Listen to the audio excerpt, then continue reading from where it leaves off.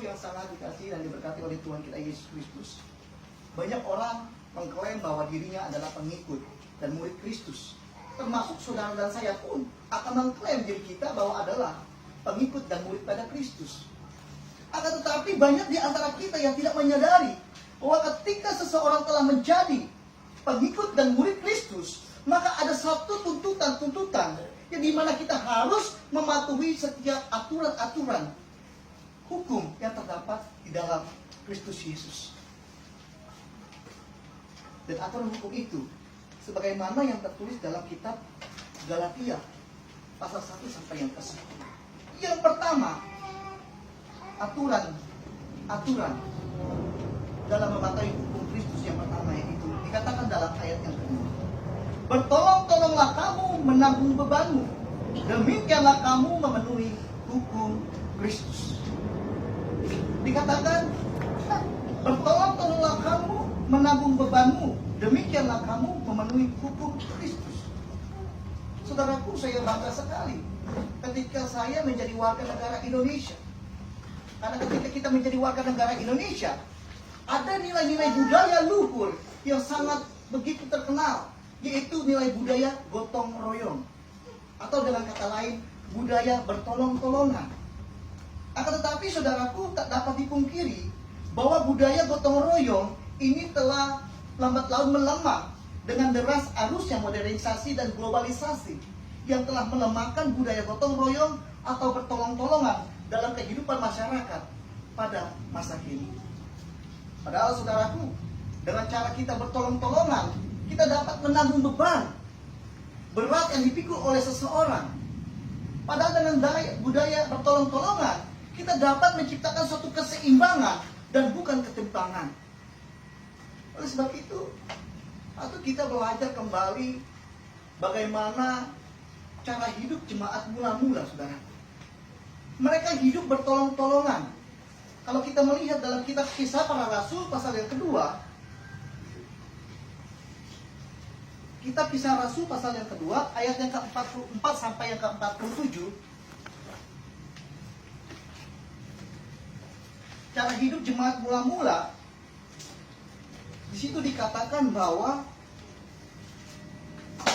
dan semua orang yang telah menjadi percaya tetap bersatu, dan segala kepunyaan mereka adalah kepunyaan bersama, dan selalu ada dari mereka yang menjual harta miliknya lalu membagi-bagikan kepada semua orang sesuai dengan keperluan masing-masing.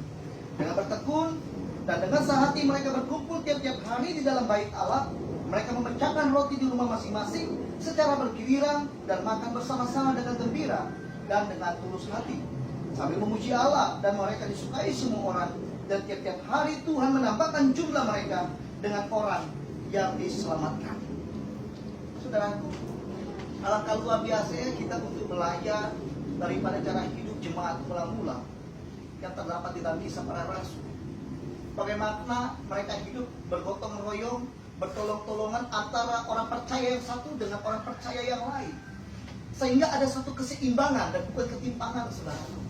Oleh sebab itu Presiden kita Joko Widodo memberikan suatu pernyataan bahwa gerakan saling bantu harus diangkat dan dimunculkan ke permukaan, bukan untuk disombongkan, tetapi untuk menjaga harapan dan dijadikan satu inspirasi.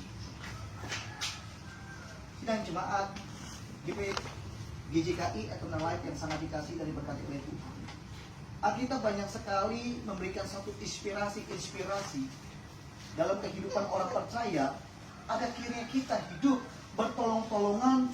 Dan salah satunya, saya mengajak kita membuka kitab Markus pasal yang kedua, ayat 1 sampai yang ke-5. Markus pasal yang kedua, ayat 1 sampai yang ke-5. Demikian firman Tuhan. Kemudian sesudah lewat beberapa hari, waktu Yesus datang lagi ke Kapernaum, tersiar kabar bahwa ia ada di rumah. Maka datanglah orang-orang berkerumun sehingga tidak ada lagi tempat, bahkan di muka pintu pun tidak. Sementara ia memberitakan firman kepada mereka. Dan orang-orang datang membawa kepadanya seorang lumpuh digotong oleh 4 orang. Tetapi mereka tidak dapat membawanya kepadanya karena orang banyak itu. Lalu mereka membuka atap yang di atasnya, Sesudah terbuka, mereka menurunkan tilam tempat orang lumpuh itu berbaring. Ketika Yesus melihat iman mereka, berkatalah ia kepada orang lumpuh itu, "Hai anakku, dosamu sudah diampuni." Saudaraku, dari ayat ini saudara kita dapat belajar bagaimana hidup bertolong-tolongan yang terjadi antara orang lumpuh dengan orang-orang yang sehat. Orang lumpuh adalah gambaran dari keadaan orang-orang yang ada di sekitar kita. Secara fisik mungkin mereka tidak mengalami kelumpuhan, tetapi berapa banyak orang-orang yang ada di sekitar kita, bahkan mungkin orang yang memiliki kedekatan dengan kita, sedang mengalami kelumpuhan di dalam kehidupan mereka. Entah itu kelumpuhan secara rohani maupun entah kelumpuhan secara jasmani. Dan mereka membutuhkan pertolongan saudara dan saya. Pertanyaannya adalah, sebagai orang percaya, maukah kita senantiasa menolong mereka yang sedang mengalami kelumpuhan secara rohani, yang sedang mengalami kelumpuhan secara jasmani? Saudaraku, inilah situasi kondisi yang dialami oleh orang percaya yang ada di Galatia.